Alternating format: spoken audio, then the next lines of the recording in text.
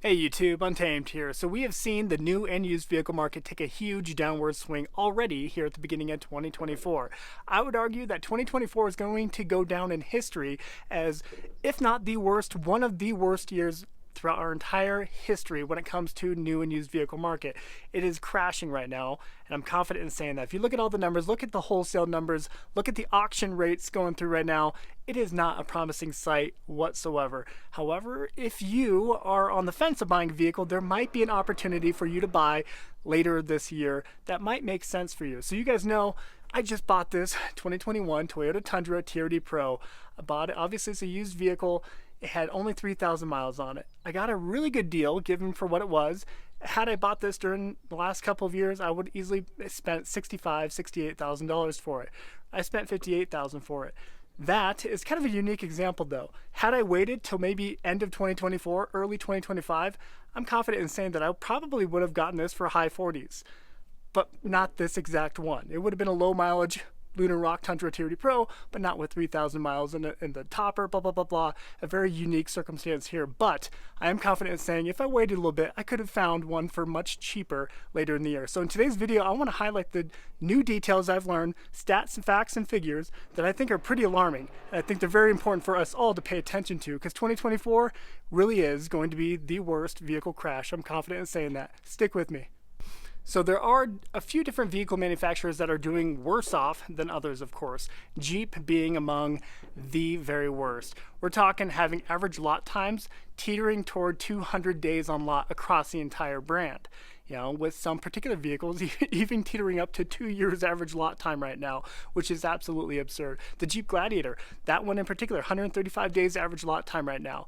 Awful to say that out loud. Remember when Jeep used to kind of be an exciting, iconic brand for America? Not the case anymore, unfortunately. But we do see that with a few other brands, right? We see Ram struggling. The whole Jeep, Dodge, Chrysler, I mean, they are all really struggling right now, and it's abundantly clear.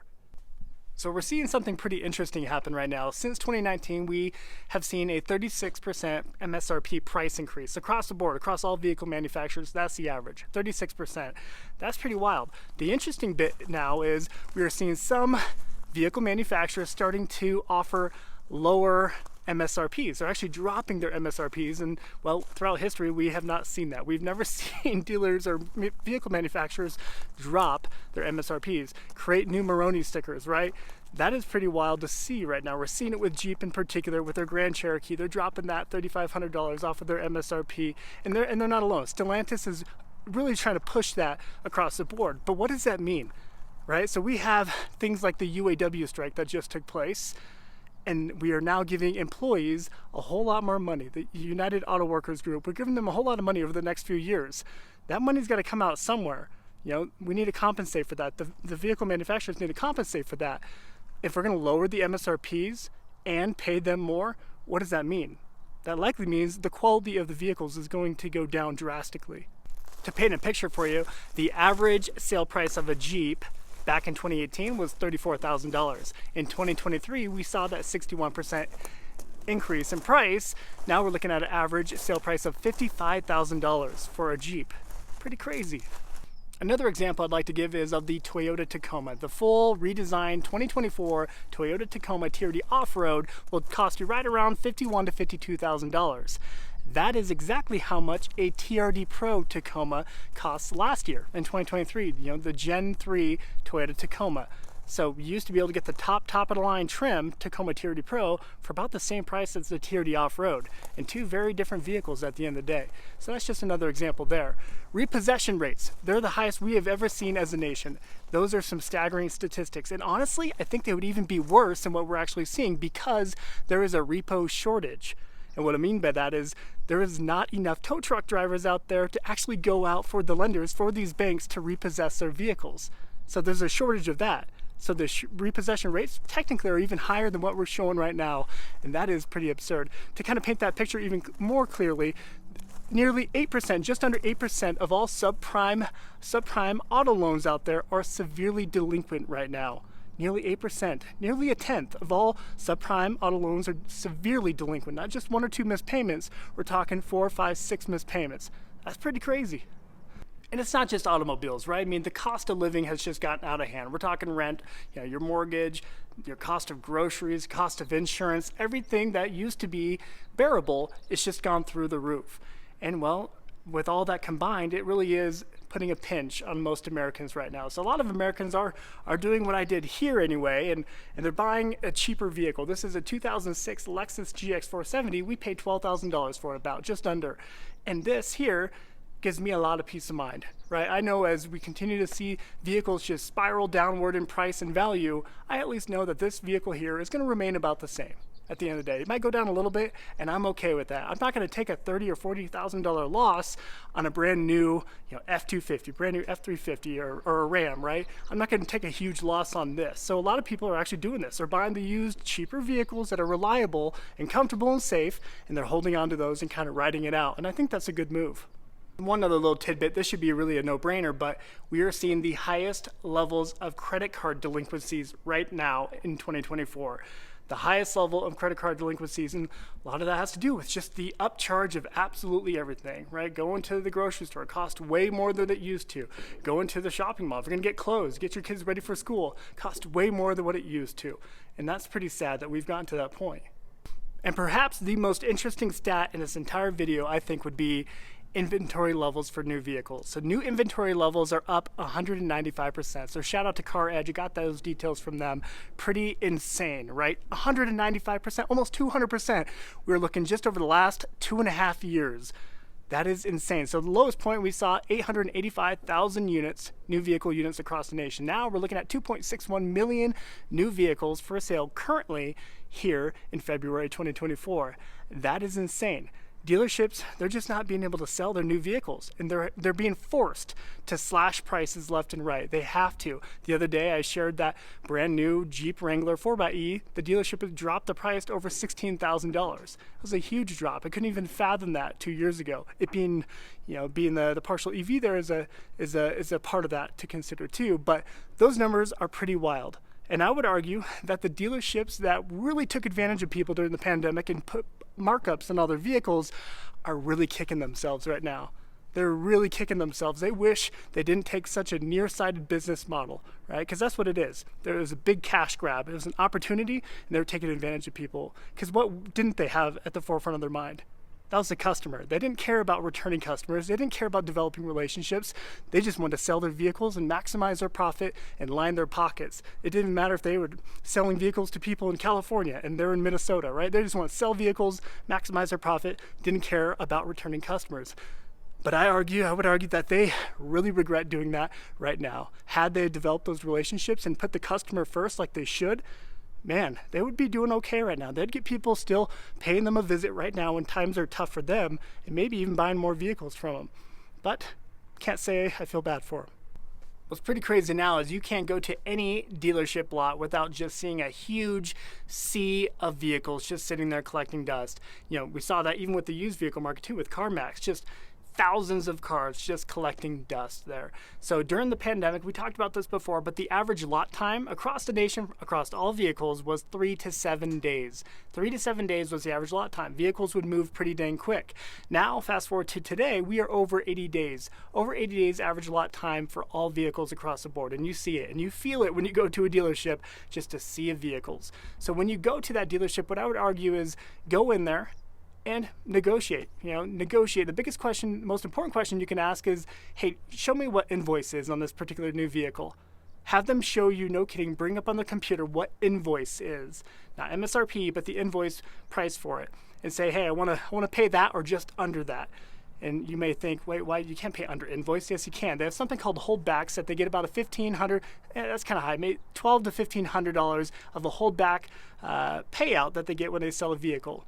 Regardless, if they sell it at invoice, they're still going to get that $1,200, $1,300, $1,500 payback. In addition to that, if you finance through them, they get a kickback from the lender. So whoever actually finances your loan for that vehicle, they're going to get a kickback, and that can range as low as $500 up to $2,500, $2,600, $2,700 for that kickback on that loan. So they can still make money even if they sell it at invoice or even a little bit below. So right now, you can negotiate those figures, absolutely. And if they don't want to play ball, walk away. There's a few more dealerships up the road that have just as much inventory. And a piece of the puzzle that very few people talk about is insurance rates. I've touched on it once before on here, but to paint a quick picture for you, back in 2014, the annual average insurance premiums that the average American paid for full coverage was $920, just a decade ago. Fast forward to 2018, 6 years ago, people were paying just under $1,200 as the average for full coverage.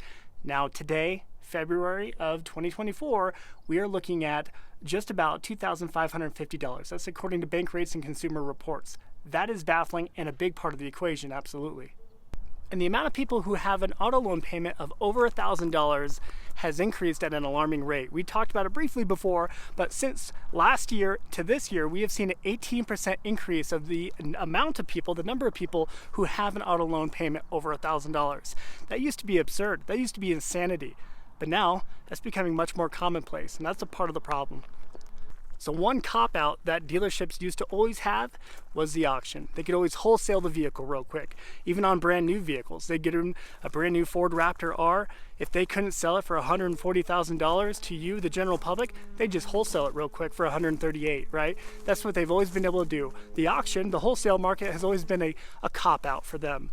But now, that is drowning right now. We're seeing such a huge decrease in the wholesale figures going through auction, a huge decrease right now. And typically the retail market follows suit about a quarter behind. And we're starting to linger into that now. That biggest decrease in a wholesale market took place in December, November timeframe of 2023. So I would argue come April, even though tax season on new vehicles itself, I don't think tax season is going to play much of a role in that, in my honest opinion. For cheaper vehicles, yes, but not for these larger vehicles. So I would argue come April timeframe, we're going to start seeing the best deals in 2024. And it is going to continuously get worse, but I think we'll see a drastic decrease in pricing come April.